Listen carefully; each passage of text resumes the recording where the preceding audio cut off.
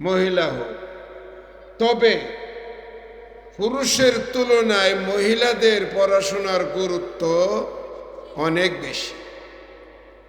বলুন, পুরুষের তুলনায় মহিলাদের পড়াশোনার দিন শেখা গুরুত্ব বেশি। কেন বেশি? দেখুন, আপনার একটি ছেলে এবং একটি মেয়ে আছে, দুজনকে সুশিক্ষা দেওয়া কি আপনার জন্য বাবা হিসাবে আপনার নৈতিক দায়িত্ব। দুইজনকে পড়ালেখা শেখাবেন, কিন্তু এর ভিতরে যদি কোনো কারণে একজনকে শিক্ষা দিতে পারলেন না, একজনকে পারবেন আরেকজনকে নয়, দুইজন দ্বারা সম্ভব না, একজন পড়াবেন, দরকার দুজনকে পড়ানো, কিন্তু একজনকে পড়াবেন এমন যদি হয়, তাইলে আপনি যদি ছেলেকে শিক্ষিত করেন, সমাজে একজন শিক্ষিত লোকের সংখ্যা বাড়বে। আর যদি মেয়েটাকে শিক্ষিত বানান, তাইলে কি হবে? এই একটা মেয়ে শিক্ষিত হওয়ার কারণে একটা পরিবার শিক্ষিত হবে। এমন কি বিশ্ব বিজয়ী নেপোলিয়ন বলেছেন, আমার একটা শিক্ষিত মাথা দাও, আমি শিক্ষিত একটা জাতি দেব। এর মানে একটা মেয়ে শিক্ষিত হলে শুধু একা শিক্ষিত থাকে না, তার কারণে আল্লাহর দুনিয়ায় একটা পরিবার শিক্ষিত হয়ে যায়। একজন মহিলার উসিলায় একটা পরিবার শিক্ষিত হয়ে যায়। এই জন্য মহিলার দ্বারা, শিক্ষার দ্বারা সমাজের শিক্ষিতের হার, পড়ালেখা, দিন এবং আল্লাহর ভয় ভিতরে আসে বেশি। আমার ভাইয়েরা, পড়ালেখা এখন আমরা বলি, আগের জামানায় ছিল, প্রথম ছিল লেখা, তারপরে পড়া। লেখা, তোমার বাচ্চা কোথায়? বলে আমার মেয়ে লেখা পড়া করে। এরপরে আমাদের জন্মের পর আমার বাবারে জিজ্ঞাসা করা হলো, আপনার ছেলে কোথায়? বলে আমার ছেলে পড়া লেখা করে।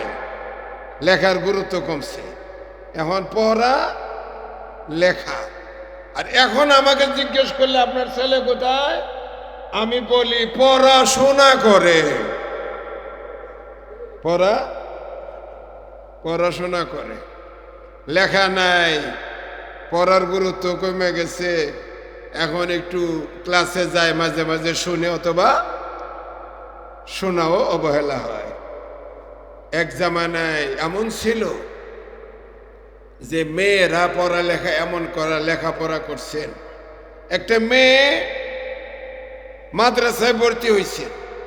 আমরা যখন প্রথম ভর্তি হয়েছি, আমাদের কাছে বাঁশের কঞ্চি দ্বারা কলম, দোয়াত আমরা নিয়ে হুজুরদেরকে আলিফ বা হরফে হিজাগুলি, বর্ণমালাগুলি হাতের দ্বারা লেখা সুন্দর করছে। আচ্ছা, এর আগের কি অবস্থা? আরো গুরুত্ব সহকারে লেখা। একটা মেয়ে যা পড়বে তার আগে এটা লিখবে। লেখা এবং পড়া সমানতালে। মেয়েটা কায়দা পড়েছে, আম্মা পারা পড়েছে, কোরআন শরীফ নাজেরা পড়েছে, হাফেজা হয়েছে, 30 পারা কোরআন তার পড়া হয়েছে। এবং পাশাপাশি লেখার অভ্যাসের কারণে আগের জামানায় বাজারে এমদাদিয়া লাইব্রেরি ছিল না, নুরানি লাইব্রেরি ছিল না, বাজারে কোরআন কিনতে পাওয়া যাইত না। কোরআন শরীফ পাওয়া গেলে অপেক্ষা করা হইতো। হাতের লেখা কোরআন, ওই মেয়েরা 30 পারা কোরআন পড়াও শিখেছে, সাথে সাথে 30 পারা কোরআন লেখাও শিখা ফেলেছে। কোরআন শরীফ লেখা এবার লেখায় না বাবারে দিয়েছে, আব্বা আমার হাতের লেখা কোরআন শরীফ। বাবা এটাকে বাজারে নিয়ে বাদাই করে আয়না দিছে মেয়ের জন্য। মেয়ে এই কোরআন শরীফ, নিজের লেখা কোরআন শরীফ পড়ে। শ্বশুর বাড়ির লোকজন আসছেন, তার সাথে বিয়ের আলোচনার জন্য বাবার সাথে কথা বলবেন। আলোচনার এক পর্যায়ে বাবা বুকে করে মেয়ের হাতের লেখা কোরআন শরীফ এনে দিচ্ছেন। যে মেয়ে নিয়ে কথা বলতে আসছেন এই মেয়ের হাতের লেখা কোরআন শরীফ। সুবহানাল্লাহ বললেন না?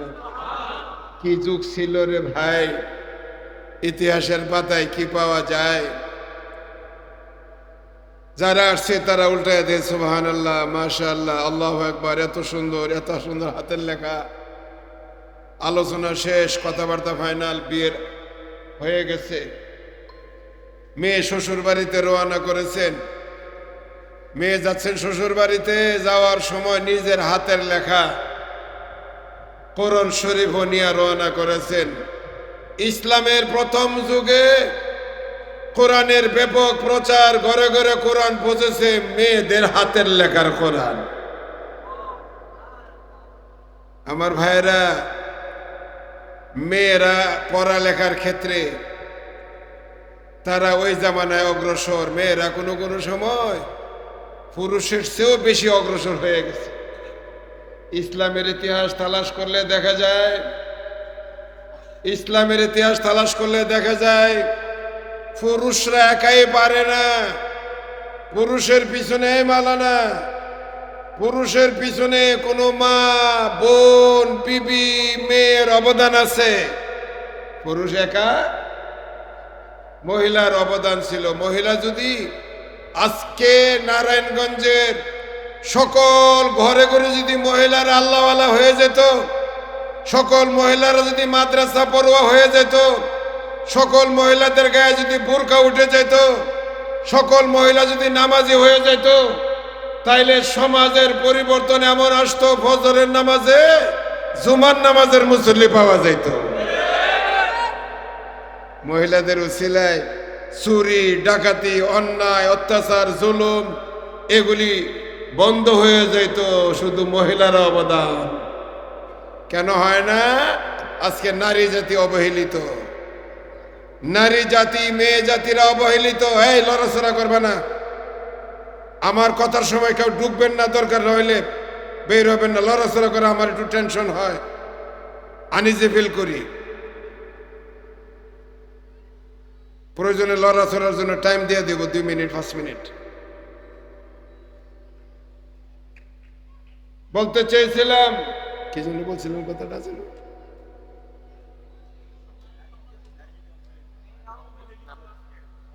মেয়েরা অবহেলিত।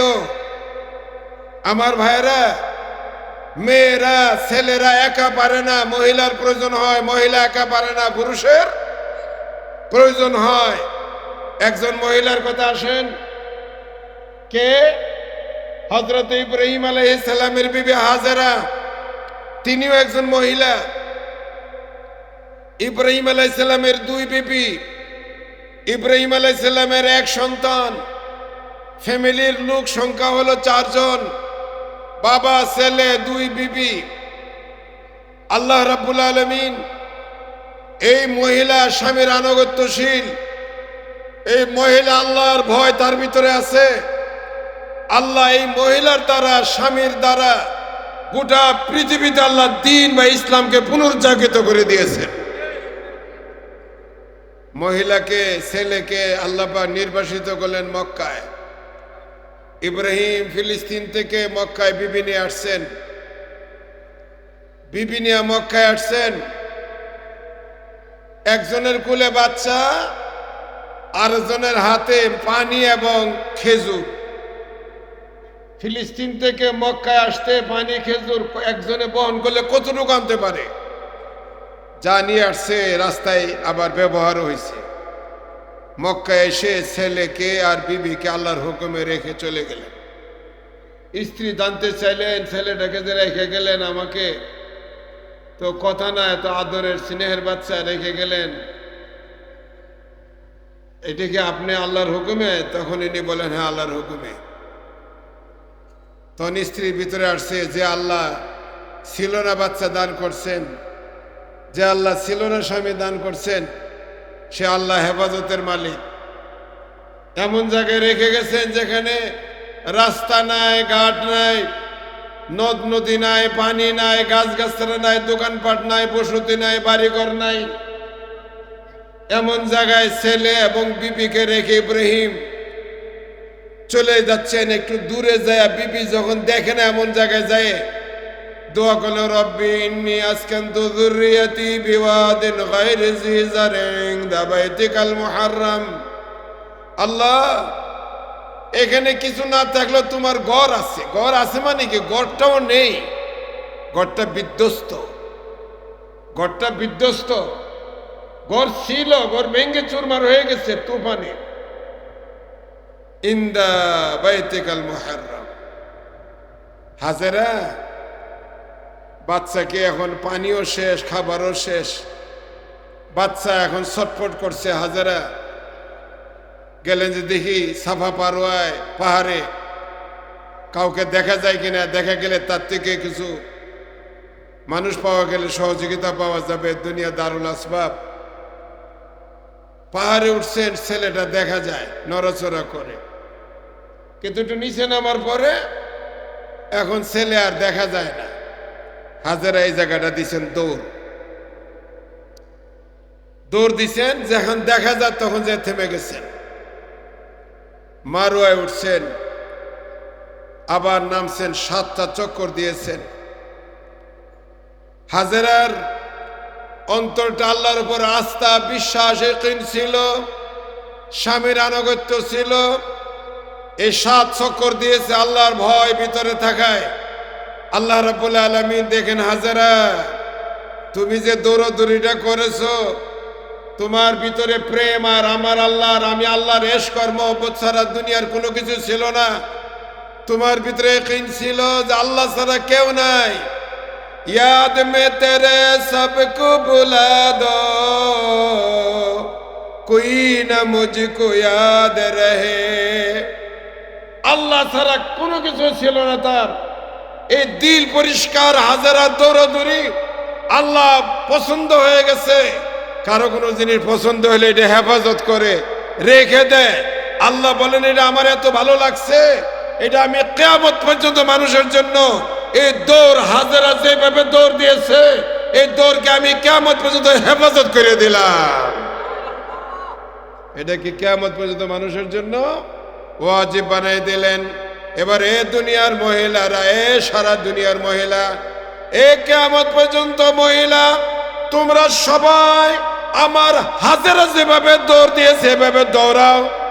এ দুনিয়ার পুরুষ, তোমরা আমার হাজেরা যেভাবে দৌড়াইছে এভাবে দৌড়াও। এ দুনিয়ার আলেম, হাজেরা যেভাবে দৌড়াইছে এভাবে দৌড়াও। এ দুনিয়ার আল্লাহর ওলিরা, হাজেরা যেমনি দৌড়াইছে এভাবে দৌড়াও। এ দুনিয়ার নবী রাসূল, তোমরা যারা ইব্রাহিমের পরে দুনিয়া আসছো, আমার হাজেরার মতো দৌড়ের উপরে থাকো।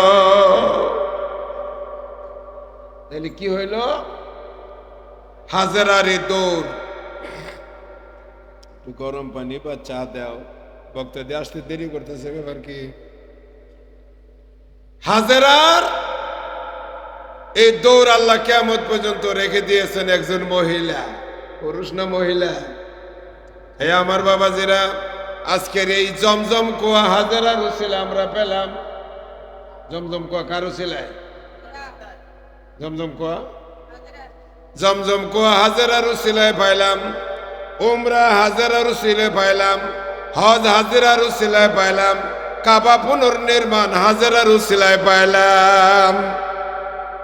তাহলে একজন মহিলা, গরম পানি হইল, নিয়ে আসো গরম পানি।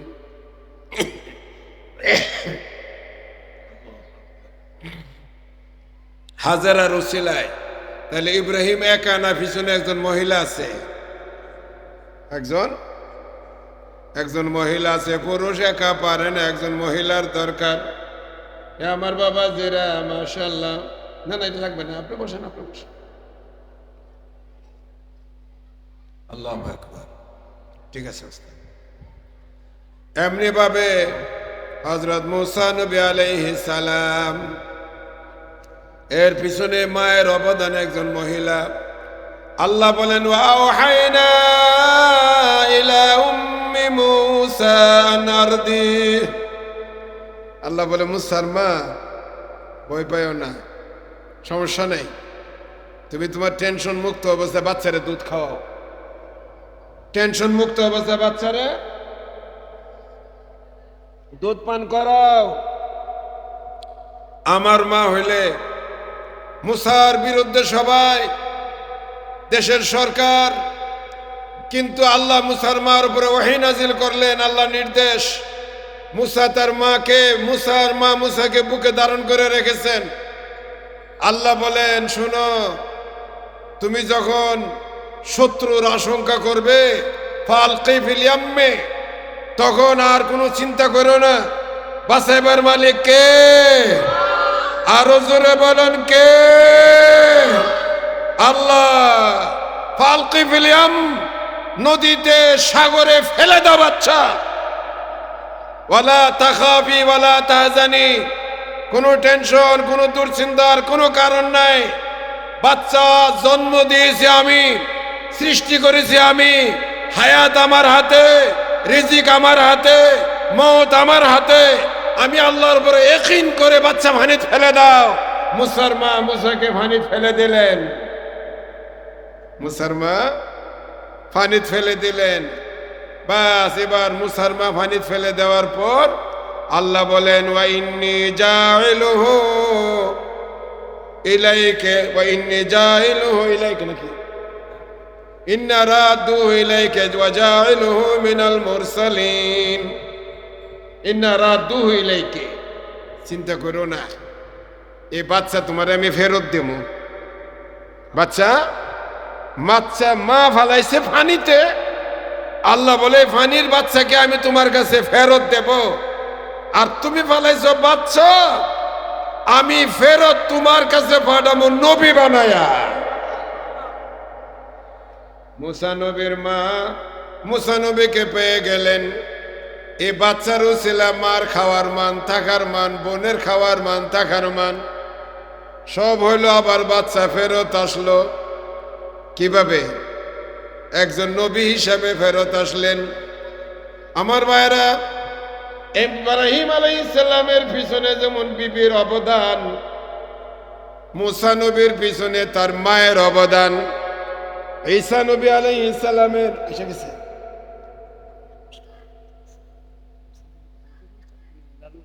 আচ্ছা ঠিক আছে। ঈসা নবীর আলাইহিস সালামের পিছনে তার মায়ের অবদান। ঈসা নবী আলাইহিস সালামের পিছনে তার মায়ের অবদান। আল্লাহ বলেন, ওয়া কুল্লামা দাখালা আলাইহা যাকারিয়াল মিহরাব ওয়াজাদা ইনদাহা রিজকা ক্বালা ইয়া মারইয়াম আন্না লাকি হাযা ক্বালাত হুয়া মিন ইনদিল্লাহ ইন্নাল্লাহা ইয়ারযুকু মান ইয়াশাউ ইন্নাল্লাহা ইয়ারযুকু মান ইয়াশাউ বিগাইরি হিসাব। ঈসা নবীর পিছনে তার মায়ের অবদান। আমার ভাইরা, কথা শেষ করে আসছি, বক্তা এসেছে। এমনি ভাবে আমার নবী মুহাম্মদ সাল্লাল্লাহু আলাইহি ওয়াসাল্লামের পিছনে তার বিবির অবদান। ঠিক না বেঠিক? নবীর পিছনে কার অবদান? খাদিজাতুল কুবরা রাদিয়াল্লাহু তাআলা আনহা। খাদিজাতুল কুবরা রাদিয়াল্লাহু, এই যে বেচারা, আপনারা বসে পড়েন, এই যে আপনারা বসেন, আমি চলে গেলে আপনারা দাঁড়ায়েন, যা করে করেন।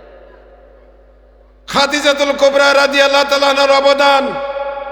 খাদিজা ধনকুবের মালিক, ধনভাণ্ডারের মালিক। সেই খাদিজাতুল কুবরা রাদিয়াল্লাহু তাআলা আনহা আমার নবীর পিছনে, নবী হওয়ার আগে তার সম্পদ অকাতরে বিলিয়ে দিয়েছেন। নবী হওয়ার পরে নেই, নবী হওয়ার আগে দিয়েছেন। এরপরে নবী যখন নবুয়তি পাইলেন, কোথা থেকে? জাবালে, আগে ছিল জাবাল, জাবালুম মিন আহাদি মিনাল জাবাল।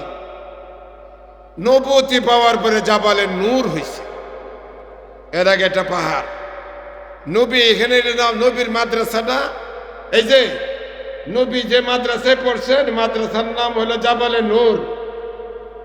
ওই মাদ্রাসার ছাত্র একজন, মাত্র একজন ছাত্র, নাম হলো মুহাম্মদ সাল্লাল্লাহু আলাইহি ওয়াসাল্লাম।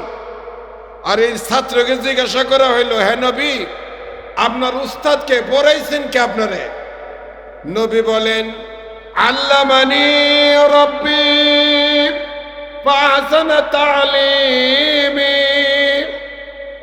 একজন ছাত্র, একটা মাদ্রাসা, একজন শিক্ষক, নবী, ছাত্র, উস্তাদের নাম বলতেছেন, আমারে পড়াইছেন ডাইরেক্ট আমার আল্লাহ। নবীর উস্তাদের কি নাম? নবীর উস্তাদের কি নাম? আল্লাহ। নবী যখন সে নবুতি পাই আসলেন, সবক নিয়ে আসলেন, বাসায় আসার পরে নবীর বিবি, কেমন বিবি? নবী এসে বলছেন, আল্লাহ ইন্নী লাকাদ খাশিতু আলা নাফসি, আমার ভয় লাগে, ভয় পাচ্ছি, কি যেন দেখলাম, কি বিশাল ব্যাপার স্যাপার। নবীর বিবি বলেন, কাল্লা লা ইয়াখজিকাল্লাহু আবাদান ইন্নাকা লা তাসিলুর রাহিমা তাহমিলুল কাল্লা তাকসিবুল মাদুম। সান্ত্বনা, সান্ত্বনা। নবীর বিবি নবীকে খুব সান্ত্বনা দিলেন। তাহলে বিবির অবদান, বিবি নবীর সান্ত্বনা দিলেন। এরপরে নবী যখন বললেন, আল্লাহ আমাকে ওহী দান করেছে, নবুয়তি পেয়েছি। আরে পুরুষ, পুরুষের আগে আল্লাহর ইসলাম, দ্বীনের ইসলাম, নবীর কাছ থেকে পুরুষের চেয়ে আগে বাইরে একজন মহিলা আগে ইসলাম কবুল করেছেন। তিনি কে? জোরে বলেন কে? আরে ভাই বলেন। খাদিজা পুরুষের আগে মহিলা ইসলাম কবুল করেছে। পুরুষের আগে মহিলা আল্লাহর রাস্তা দান করেছে। খাদিজা পুরুষের আগে আল্লাহর দ্বীনের জন্য বুকের তাজা রক্ত দিয়েছে সুমাইয়া। এই জন্য মহিলাদের কদর, শিক্ষার গুরুত্ব অনেক বেশি। আমার ভাইয়েরা, মহিলাদের অবদান পুরুষরা একা পারে না। মহিলাদের অবদান পুরুষরা একা পারে না। এই জন্য মহিলাদের শিক্ষায় শিক্ষিতা করতে হবে।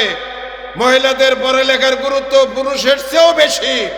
আলেমদের সামনে বলে গেলাম, শিক্ষিতদের সামনে বলে গেলাম, শরীয়তের দৃষ্টিকোণ থেকেও মহিলাদের পড়াশোনার গুরুত্ব অনেক বেশি। মহিলাদের সম্মান কিভাবে দিয়েছেন? গতকালকে আমি এক জায়গায় মোতালায় দেখতেছিলাম, আল্লাহর হাউজে কাউসারের পানি যখন ফেরেশতারা মুসলমান মানুষদেরকে গ্লাস ভরে ভরে, জগ ভরে ভরে পান করতে দেবেন, শুধু আবেদা আলেমা মহিলা যারা হবে তাদের পানি ফেরেশতাদের মাধ্যমে নয়, ডাইরেক্ট আল্লাহর হাতে মহিলাদের পানি পান করাবে। জুলফিকার আহমদ নকশবন্দির জায়গায় আমি দেখলাম, উনি ওনার এক জায়গায় তিনি লিখছেন যে মহিলাদের সম্মান এই যে হাউজে কাউসারের পানি মহিলাদেরকে আবেদা আল্লাহওয়ালা মহিলাদেরকে কে ভরাবেন, খাওয়াবেন? আল্লাহ ডাইরেক্ট খাওয়াবেন। এই জন্য আমি মাঝে মাঝে বলি, এটা আমার বলা না, আমাদের বুজুর্গদের, একজন মহিলা যদি পেটে বাচ্চা নিয়ে 2 রাকাত নামাজ পড়ে, আল্লাহ তার আমল নামায় 80 রাকাত নামাজের সওয়াব দান করেন। কয় রাকাত? একজন মহিলা স্বামী গেছে আল্লাহর রাস্তায়, চিল্লাই গেছেন, বিদেশে গেছেন, মার্কেটে গেছেন, দোকানে গেছেন, চাকরিতে গেছেন, স্ত্রী ঘরে পর্দা অবস্থায় রয়ে গেছেন, বেপর্দা হয় নাই। আল্লাহ ওই যতক্ষণ স্বামী ঘরে না আসবে এত সময় মহিলার আমল নামায় আল্লাহর রাস্তায় কাফেরদের মোকাবেলায় জেহাদের যে সওয়াব পুরুষরা পায় সেটা দান করবেন। আমার ভাইয়েরা, এই জন্য মহিলা মাদ্রাসার দরকার আছে কিনা নাই? আছে কিনা নাই? হ্যাঁ, আমি আগে বলেছিলাম যে শুধু যদি মহিলারাই শিক্ষিত হইতো তাহলে সমাজ অনেক পরিবর্তন হয়ে যেত। ঘরে একজন মা, একজন মহিলা, একজন মেয়ে, একজন স্ত্রী যার পুরুষদের উপরে যে প্রভাব বিস্তার করতে পারে, এটা অতুলনীয়। এই জন্য সমাজকে ভালো করার জন্য মেয়েদের পড়াশোনার কোনো বিকল্প নাই। সুতরাং আপনারা আপনাদের মেয়েদেরকে এই মাদ্রাসাতুল বানাত